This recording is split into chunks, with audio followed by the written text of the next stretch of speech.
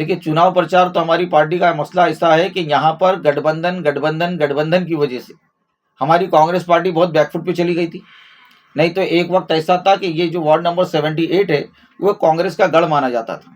यहाँ पे एक तरफा वोट मिलते थे, वन साइड में कांग्रेस जीतती थी, यहाँ दूसरी कोई पार्टी का वजूद ही पैदा नहीं हो पाता था।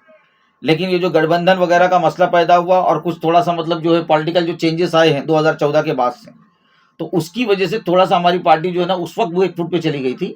लेकिन हमारी पार्टी को कई हमारे लोगों को, बस्ती के लोगों को कई सालों के बाद वापस से एक बार 8 साल के बाद पंजा वापस दिखाई दे रहा है, उनको पंजे का निशान दिखाई दे रहा है। और हमारी बस्ती के लोग जो हैं वो राहुल गांधी के विचारों के उससे का समर्थन करते हैं।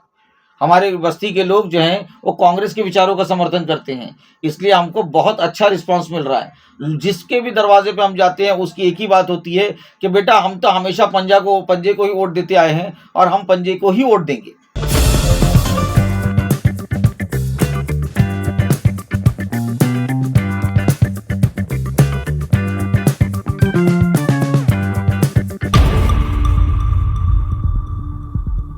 अपने क्या मुद्दा है, क्या इशू है जिसको लेकर आज प्रेस कॉन्फ्रेंस आयोजित की गई है?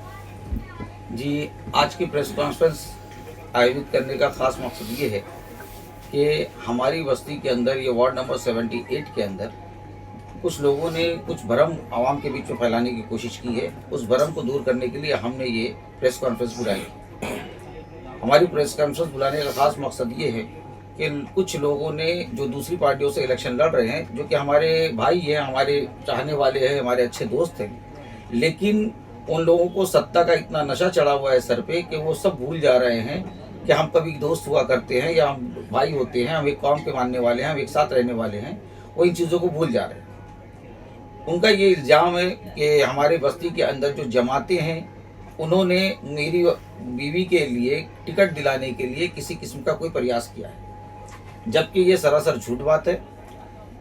मेरे जो ससुर जी थे, उनके भाई जो थे वो पहले से कांग्रेस पार्टी में जुड़े हुए थे, मैं खुद कांग्रेस पार्टी में जुड़ा हुआ था। लेकिन लोगों को ये लगता है कि जो पुराने लोग थे, जो अभी वार्ड ब्लॉक प्रेसिडेंट वगैरह थे, उनको टिकट ना देते हुए अगर मुझे टिकट दे दी गई है तो उनकी नज़र में ये बात आ रही है कि शायद जो है किसी और के दबाव में आके पार्टी ने मुझे टिकट दिया। तो मैं ये बात क्लियर करना चाहता हूँ कि मैं भी कांग्रेस पार्टी से जुड़ा हुआ हूँ और आज नहीं सालों से जुड़ा हुआ हूँ, और इसलिए पार्टी ने मेरी कार्यशैली को देखते हुए मुझे टिकट दिया। पहली चीज़। दूसरी चीज़, हमारी बस्ती के अंदर यहाँ पर शिया, सुन्नी, अहले देवबंदी और अहले हदीस, बोहरी, ये जितने भी मसलक के लोग हैं वो सारे के सारे यहाँ पर मिलजुल के रहते हैं, जिसकी यहाँ पर 12 मस्जिदें हैं। यहाँ बस्ती में ओमकार बिल्डर आया था। उस वक्त जब बिल्डर यहाँ पर काम कर रहा था तो उस वक्त कुछ लोगों ने ये बातें सामने लाई कि बिल्डर पूरी के पूरी बस्ती की मस्जिदों को शहीद कर देगा, यहाँ एक भी मस्जिद कायम नहीं रहेगी, सारी मस्जिदें ख़त्म कर दी जाएगी। हमने ये महसूस किया कि भाई मस्जिदें जो है वो अल्लाह का घर है, उसकी हिफाजत होनी चाहिए, एक भी मस्जिद के ऊपर किसी किस्म का कोई ज़र्ब ना आए, कोई नुकसान ना पहुँचे। इसलिए हमने बस्ती के अंदर जितने भी मसलक के मानने वाले लोग हैं, जितनी भी जमातें हैं, मस्जिद कमेटियां हैं, हमने सबको एक प्लेटफॉर्म पे लाया कि भाई अल्लाह के घर की हिफाजत के लिए हम एक साथ आते हैं। बाकी जो काम है तो अपने अपने मसलक के एतबार से आप अपनी मतलब जिस तरीके से प्रार्थना आप करते हैं आप अपने हिसाब से कीजिए, लेकिन क्योंकि अल्लाह का घर है वो, तो उसके बचाने के लिए हमको एक साथ आना बहुत ज़रूरी है। और हम लोगों ने उसी मकसद के लिए सिर्फ एक साथ आए, हमने उसको पॉलिटिकल एजेंडा बनाने के लिए हम एक साथ नहीं आए थे। ये अलग बात है कि जो पॉलिटिकल लोग हैं उनके जहन में ये बात आ गई कि कहीं जमातों की वजह से उनको नुकसान ना हो जाए। हमारी जमात ने, जितनी भी जमातें हैं बस्ती की, उन्होंने जब हमारे यहाँ पे लोकसभा का इलेक्शन हुआ तो उन्होंने मिलकर सेकुलर पार्टी का सपोर्ट किया। जब यहाँ विधानसभा का इलेक्शन हुआ तो क्योंकि हमारे बड़े बड़े उलमा का कहना था कि सेकुलर पार्टियों का सपोर्ट किया जाए, इसलिए हमने उस वक्त भी मिलकर सेकुलर पार्टियों का सपोर्ट किया। और आज भी हमारी लड़ाई जो है वो फ़िरका परस्त ताकतों से है, जो हमारे यहाँ पर माहौल को ख़राब करना चाहते हैं, जो तशद्दुद का रास्ता अख्तियार कर रहे हैं। हम ऐसे लोगों का साथ किसी भी हालत में नहीं दे सकते। ऐसे लोग जो हमारी मस्जिदों की अजान पे पाबंदी लगाने की बात करते हैं, ऐसे लोग जो हमारे नबी की शान में गुस्ताखी करने वालों का शाना बशाना साथ देते हैं, हम ऐसे लोगों के साथ में नहीं जा सकते। हमारी लड़ाई हमारे यहाँ की बस्ती के किसी भी इंसान से नहीं है। जितने भी लोग, जितने भी कैंडिडेट यहाँ पर इलेक्शन लड़ रहे हैं वो सब हमारी बहनें हैं। हमारे साथ में उठने बैठने वाले हैं, सबसे हमारे अच्छे ताल्लुकात हैं। कुछ लोग ऐसे हैं जब उनकी पार्टी ही इस तरीके का रुख अख्तियार कर ली है कि वो ऐसी फिरका परस्त ताकतों के साथ में शामिल हो गई है, तो उसकी वजह से मजबूरी में हम उनका साथ नहीं दे पा रहे हैं।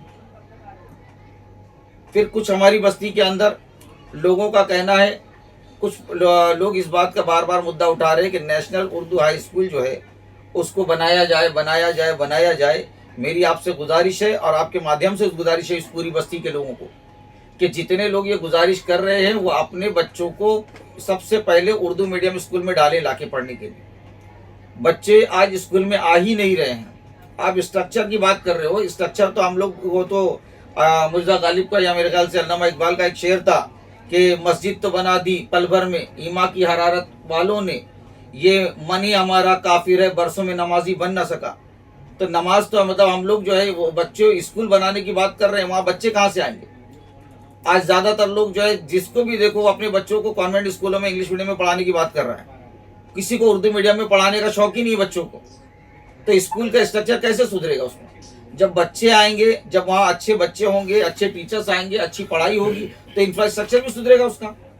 सिर्फ आप स्कूल का इंफ्रास्ट्रक्चर कैसे सुधार सकते हो जब बिना बच्चे को वहाँ पर? और ये हाल सिर्फ उर्दू मीडियम स्कूलों का नहीं है, आज पूरे बॉम्बे का आप माहौल देख लीजिए, पूरे महाराष्ट्र का माहौल देख लीजिए। मराठी स्कूलें भी बंद हो गई हैं, तेलुगु, तमिल, कन्नड़ा स्कूलें भी बंद हो चुकी हैं, हिंदी मीडियम स्कूलें भी बंद हो चुकी हैं। अब ये नौबत हमारी उर्दू मीडियम स्कूलों की तरफ भी बढ़ रही है।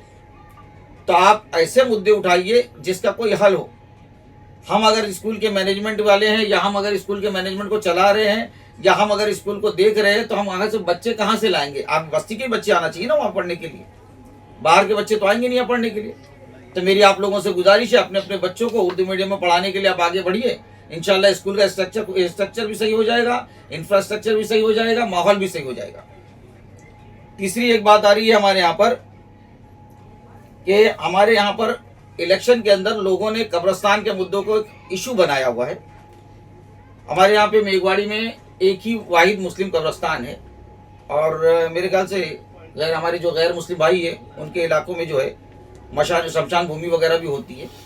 तो शमशान भूमि वगैरह का भी जो काम होता है वो कहीं ना कहीं कोई ना कोई लीडर पार्टी फंड से तो नहीं कराता है, गवर्नमेंट के फंड से ही कराता है। और गवर्नमेंट का जो फंड होता है वो आम जनता के जो है इनकम टैक्स से आता है, गवर्नमेंट कहीं अलग से उसको जनरेट करके नहीं लाती। हमारे उनके वहाँ पे मशान का काम अगर कराया जाता है तो मैंने तो नहीं देखा किसी नेता को कि अपने किसी भाषण के अंदर वो इस बात का लेके आए कि मैंने मशान का काम कराया, इतना फंड लगाया, उतना फंड लगाया शमशान का। लेकिन हमारे यहाँ पर ऐसी चीज आ गई है कि हमारे वहाँ कब्रिस्तान का एक काम किया गया है, माशाल्लाह अच्छा काम हुआ है कब्रिस्तान का। फंड जिसने भी कराया होगा, फंड तो गवर्नमेंट का है, जिसने भी प्रयास किया होगा तो उस चीज को इलेक्शन में कम से कम इसका इशू ना बनाए। कब्रिस्तान है वो, वहां पे लोगों को जाने के बाद आखिरी जगह वो, कम से कम उसको तो इशू ना हो, इलेक्शन का मुद्दा ना बनाए। उसके बाद हमारे यहाँ पे एक मुद्दा और है कि लोग जो है मुझ पर इल्जाम लगा रहे हैं कि मैं बिल्डर का आदमी हूं, बिल्डर ने मुझे टिकट दिलाकर इलेक्शन में खड़ा किया। हमारी बस्ती के अंदर एक कुकरेजा बिल्डर है जिसका आज कई सालों से काम चालू है। गवर्नमेंट का रूल आता है कि कम से कम 3 साल का भाड़ा एक साथ देना चाहिए। आज भी आप जाइए, उसका पता लगाइए कि वहाँ उस बिल्डर की दलाली कौन कर रहा है, उस बिल्डर की तरफ से फंड लाके कौन क्या कर रहा है, उस बिल्डर के पूरे कामकाज का कॉन्ट्रैक्ट कौन उठा रहा है, उस बिल्डर का असल दलाल कौन बना हुआ है। एक महीने का भाड़ा आता है, उसमें भी कई महीनों के लोगों के भाड़े अभी भी पेंडिंग चल रहे हैं। तो ये सब इशू आप देखिए ना कि आप जो इशू आप उठा रहे हो तो पहले अपने आप के गिरेबान में झांको। आप बिल्डर के खुद जुड़े हुए इंसान जो है वो दूसरों को बिल्डर का आदमी बता रहे हैं। और कोई बिल्डर अगर एक फंड में 1 रुपए का भी फंड लगा रहा है मेरे पीछे, तो आप उसको लाके साबित कीजिए। बिल्डर का आदमी बिल्डर की औरत बनाने से पहले आप पहले साबित तो कीजिए कि बिल्डर कौन क्या कर रहा है। हमने हमारी मस्जिदों के अंदर जब मस्जिदों की बारी आई थी कि ओमकार बिल्डर जो है मस्जिदों को यहाँ से हटा देगा, एक भी मस्जिद को सही सलामत नहीं रहने देगा, तो सबसे पहले हम मस्जिद वालों ने ही उसको नोटिस वगैरह भेजा। बिल्डर के पीछे हम पड़े। आज तो माशाअल्लाह अल्लाह का एहसान है कि वो बिल्डर ही भाग गया है बस्ती से। ले और मस्जिद के लिए जब भी कोई बात आएगी तो जमातें जो है वो चूड़ियां पहन के नहीं बैठी हुई हैं कि मस्जिद को किसी भी तरीके से कोई भी आएगा और मस्जिद को शहीद करके चला जाएगा। हम जो है पूरी तरीके से, क्योंकि अवाम के पैसे से ताउन होती है मस्जिद, किसी एक के बाप की जागीर नहीं होती है।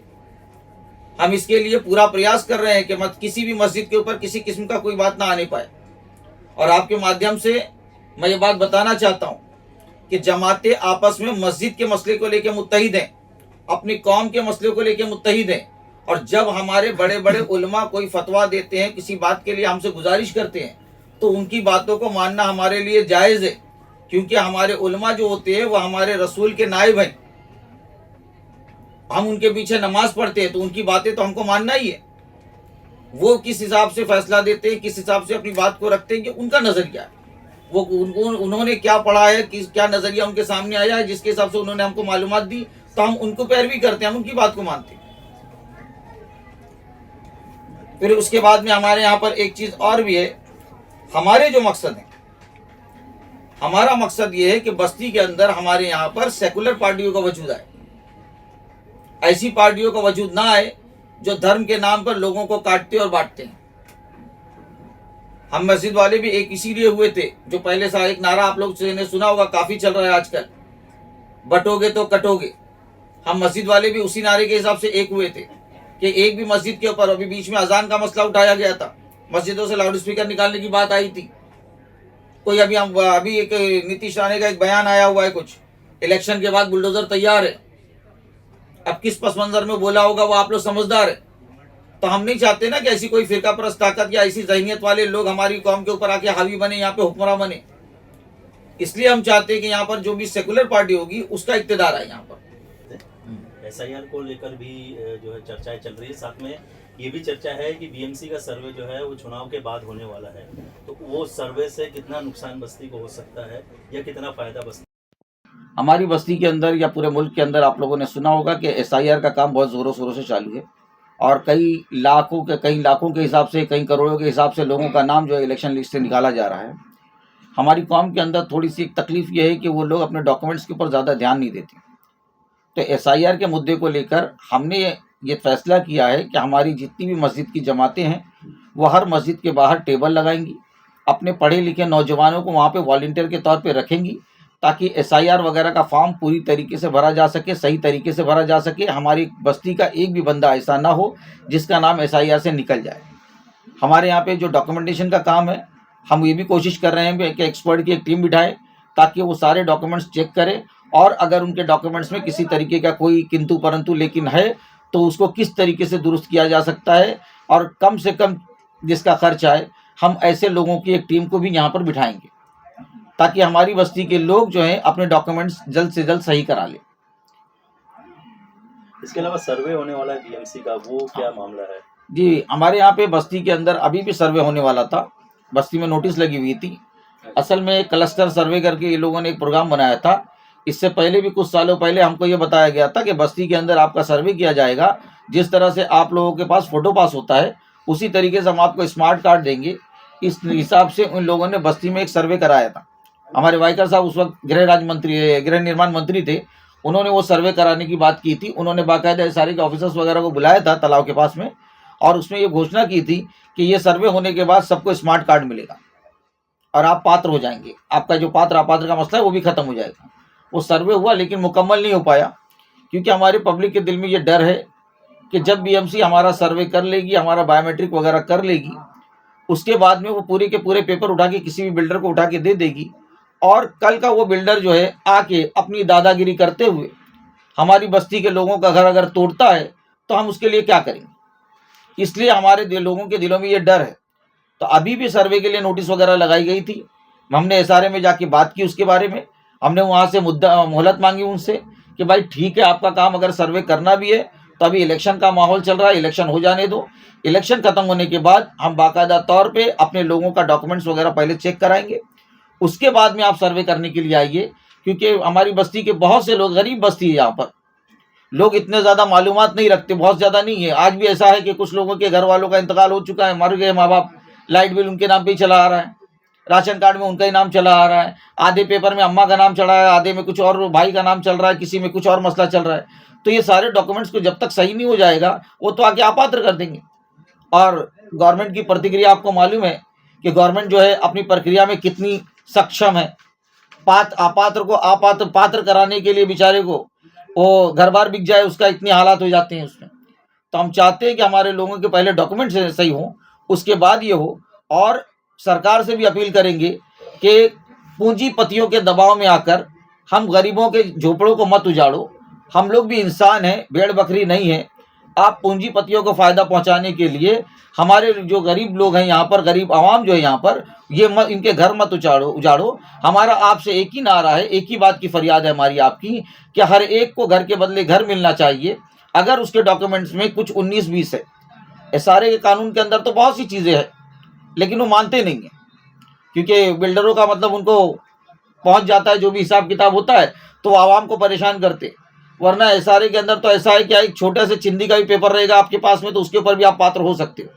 लेकिन वो उतने डॉक्यूमेंट्स आपको बताते नहीं है, उसके लिए आपको इतना ज़्यादा परेशान करते हैं कि आप ज़हनी परेशान हो कि आप मतलब जो है अपने आप की हार मान लेते हो।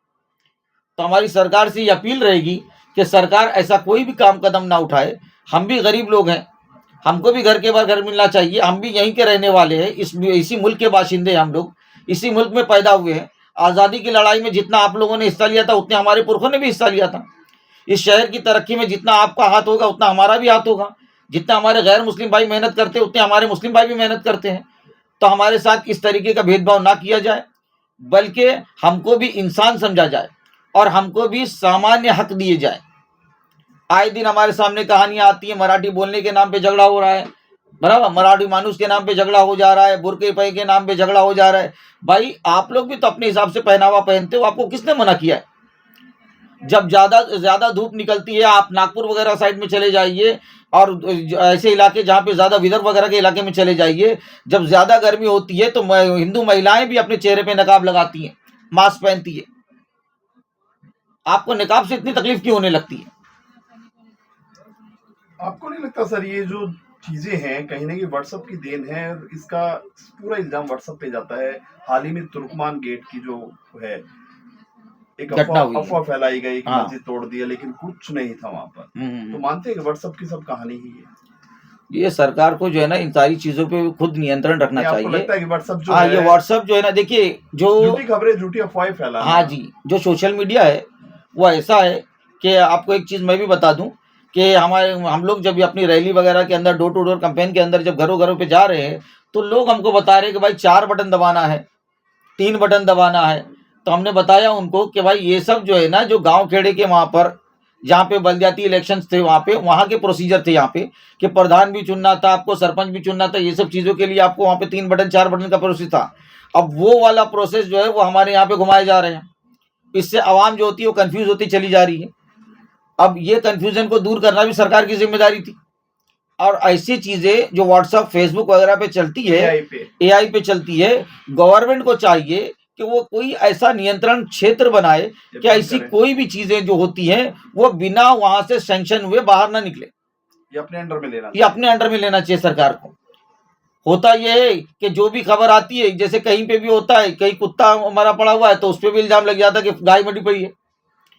ऐसे लोगों को मॉब लिंचिंग वगैरह हो जा रही है। एआई पे सर आप समझ भी नहीं पाएंगे कौन किसने क्या बनाया, मंदिर मस्जिद जी जी जी जी जी किससे चल रहे हैं। जी नहीं, गवर्नमेंट को जाता है कि मंदिर मस्जिद के नाम पे ये हो गया वो हो गया, उस बारे में क्या है एआई का? नहीं, आपको गवर्नमेंट को चाहिए कि ये एआई जो है, क्योंकि टेक्नोलॉजी है, टेक्नोलॉजी हमारे फायदे के लिए भी है, तो उससे ज्यादा हमारे को नुकसान भी पहुंचा रही है। ये तो आप लोगों ने भी स्कूलों में पढ़ा होगा, जब निबंध हमको लिखना आता था तो साइंस जितनी जो है हमारे लिए बेनिफिशियल है, उतनी हमारे लिए डेंजरस भी है। आज जो है लोग टेक्निकली जो यूज करते हैं उसका, आज एआई वगैरह जो है वो हमारे लिए बहुत ज़्यादा एडवांसमेंट में बहुत ज़्यादा फायदा है उसका, लेकिन अगर हम उसको गलत तरीके से उपयोग करेंगे तो बहुत ज़्यादा नुकसान है उसका। तो सरकार को चाहिए कि ऐसी चीज़ों को अपने नियंत्रण में ले। आप उसके ऊपर कोई ऐसा कानून बना दे कि वो नियंत्रण से बाहर न जाने पाए। एक आखिरी सवाल जानना चाहेंगे, चुनाव प्रचार चल रहा है, किस तरह का रिस्पॉन्स आपकी पार्टी को मिल रहा है? देखिए, चुनाव प्रचार तो हमारी पार्टी का मसला ऐसा है कि यहाँ पर गठबंधन की वजह से हमारी कांग्रेस पार्टी बहुत बैकफुट पे चली गई थी। नहीं तो एक वक्त ऐसा था कि ये जो वार्ड नंबर 78 है वो कांग्रेस का गढ़ माना जाता था। यहाँ पे एक तरफा वोट मिलते थे, वन साइड में कांग्रेस जीतती थी, यहाँ दूसरी कोई पार्टी का वजूद ही पैदा नहीं हो पाता था। लेकिन ये जो गठबंधन वगैरह का मसला पैदा हुआ और कुछ थोड़ा सा मतलब जो है पॉलिटिकल जो चेंजेस आए हैं 2014 के बाद से, तो उसकी वजह से थोड़ा सा हमारी पार्टी जो है ना उस वक्त वो एक फुट पे चली गई थी। लेकिन हमारी पार्टी को हमारे लोगों को, बस्ती के लोगों को कई सालों के बाद वापस से एक बार 8 साल के बाद पंजा वापस दिखाई दे रहा है, उनको पंजे का निशान दिखाई दे रहा है। और हमारी बस्ती के लोग जो हैं वो राहुल गांधी के विचारों के उससे का समर्थन करते हैं।